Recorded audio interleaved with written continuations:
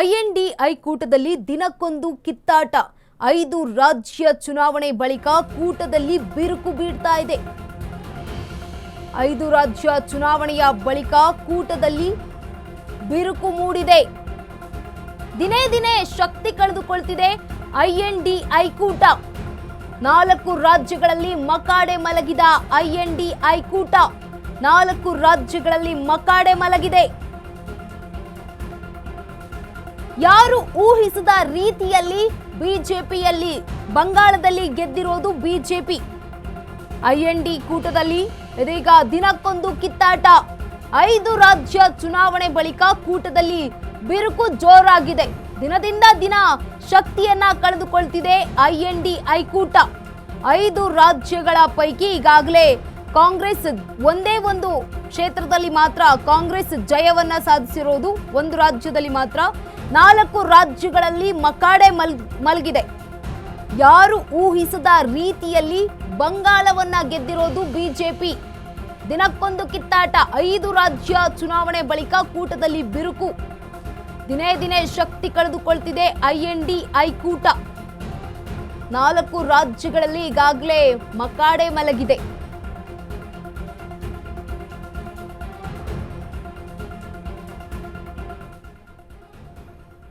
ಯಾರು ಊಹಿಸದ ರೀತಿಯಲ್ಲಿ ಬಂಗಾಳದಲ್ಲಿ ಬಿಜೆಪಿ ಪಕ್ಷ ಗೆದ್ದುಕೊಂಡು ಬಂತು. ಐಎನ್ಡಿಐ ಕೂಟದಲ್ಲಿ ಇದೀಗ ದಿನಕ್ಕೊಂದು ಕಿತ್ತಾಟ ಶುರುವಾಗ್ತಾ ಇರುವಂಥದ್ದು. 5 ರಾಜ್ಯ ಚುನಾವಣೆಯ ಬಳಿಕ ಇದೀಗ ಕೂಟದಲ್ಲಿ ಬಿರುಕು ಹೆಚ್ಚಾಗಿ ಕಂಡು ಬಂದಿರುವಂಥದ್ದು. ದಿನ ದಿನ ಶಕ್ತಿಯನ್ನ ಕಳೆದುಕೊಳ್ತಾ ಇದೆ ಐಎನ್ಡಿಐ ಕೂಟ. 5 ರಾಜ್ಯಗಳ ಪೈಕಿ ಒಂದರಲ್ಲಿ ಮಾತ್ರ ಕಾಂಗ್ರೆಸ್ ಜಯವನ್ನ ಸಾಧಿಸಿತ್ತು. ಇನ್ನುಳಿದ ರಾಜ್ಯಗಳಲ್ಲಿ ಐಎನ್ಡಿಐ ಕೂಟ ಮಕಾಡೆ ಮಲಗಿದೆ. ಐಎನ್ಡಿಐ ಕೂಟದಲ್ಲಿ ಉಳಿದಿರೋದು ಮಾತ್ರ ರಾಹುಲ್ ಗಾಂಧಿ. ಪಶ್ಚಿಮ ಬಂಗಾಳದಲ್ಲಿ ಸೋತು ಸುಣ್ಣವಾದ ದೀದಿ ಮತ್ತೆ ಪಶ್ಚಿಮ ಬಂಗಾಳ ಗೆಲ್ಲೋದು ಕಷ್ಟ. ಐಎನ್ಡಿಐ ಕೂಟಕ್ಕೆ ಹೆಸರು ಕೊಟ್ಟ ನಿತೀಶ್ ಕೂಡ ಕೈಕೊಟ್ಟಿದ್ದಾರೆ. ಮೋದಿ ಸಂಪುಟ ಸೇರಲು ಸಜ್ಜಾಗಿರೋ ನಿತೀಶ್. ತಮಿಳುನಾಡಿನಲ್ಲಿ ಎಂಕೆ ಸ್ಟಾಲಿನ್ ಅಧಿಕಾರ ಹೋಯಿತು. ಕಾಂಗ್ರೆಸ್ ವಿರುದ್ಧವೇ ಹೂಂಕರಿಸುತ್ತಿರೋ ಎಂಕೆ ಸ್ಟಾಲಿನ್. ಸಾಲು ಸಾಲು ಸೋಲು ಕಂಡ ತೇಜಸ್ವಿ ಯಾದವ್. ಉದ್ಧವ್ ಠಾಕ್ರೆ, ಶರದ್ ಪವಾರ್ ಪಕ್ಷಗಳು ಕೂಡ ಇಬ್ಬಾಗವಾಗಿದೆ. ರಾಜಕೀಯ ಅಧೋಗತಿಗೆ ಬಂದಿರೋ ಕೇಜ್ರಿವಾಲ್. ಅಖಿಲೇಶ್ ಯಾದವ್ಗೆ ಅಧಿಕಾರ ಸಿಗದೆ ದಶಕಗಳೇ ಕಳೆದು ಹೋಗಿದೆ.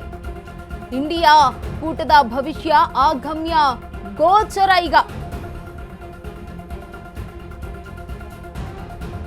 ಐಎನ್ಡಿಐ ಕೂಟದಲ್ಲಿ ಉಳಿದಿರೋದು ರಾಹುಲ್ ಗಾಂಧಿ ಮಾತ್ರ. ಪಶ್ಚಿಮ ಬಂಗಾಳದಲ್ಲಿ ಸೋತು ಸುಣ್ಣ ಆಗಿದ್ದಾರೆ ಮಮತಾ ಬ್ಯಾನರ್ಜಿ. ಮತ್ತೆ ಪಶ್ಚಿಮ ಬಂಗಾಳದಲ್ಲಿ ಗೆಲುವು ಸಾಧಿಸೋದು ಕಷ್ಟ. ಐಎನ್ಡಿಎ ಕೂಟಕ್ಕೆ ಹೆಸರು ಕೊಟ್ಟಿದ್ದೇ ನಿತೀಶ್ ಅವರು. ಈಗ ನಿತೀಶ್ ಅವರೇ ಈ ಒಂದು ಕೂಟಕ್ಕೆ ಕೈ ಕೊಟ್ಟಿದ್ದಾರೆ. ಮೋದಿ ಸಂಪುಟ ಸೇರುವುದಕ್ಕೆ ನಿತೀಶ್ ಸಜ್ಜಾಗಿದ್ದಾರೆ. ತಮಿಳುನಾಡಿನಲ್ಲಿ ಎಂಕೆ ಸ್ಟಾಲಿನ್ ಅವರ ಅಧಿಕಾರ ಕೂಡ ಹೋಗಿರುವಂಥದ್ದು. ಕಾಂಗ್ರೆಸ್ ವಿರುದ್ಧವೇ ಈಗ ಹೂಂಕರಿಸ್ತಾ ಇದ್ದಾರೆ ಎಂಕೆ ಸ್ಟಾಲಿನ್.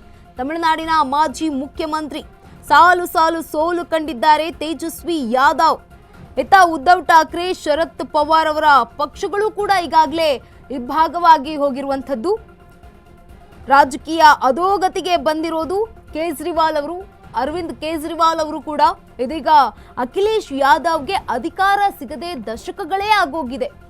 ಹೆಸರಿಗೆ ಮಾತ್ರ ರಾಜಕಾರಣದಲ್ಲಿ ಮಾತ್ರ ಈಗ ಅಖಿಲೇಶ್ ಯಾದವ್ ಇರುವಂಥದ್ದು ಅಂತ ಕಾಣಿಸ್ತಾ ಇರುವಂಥದ್ದು.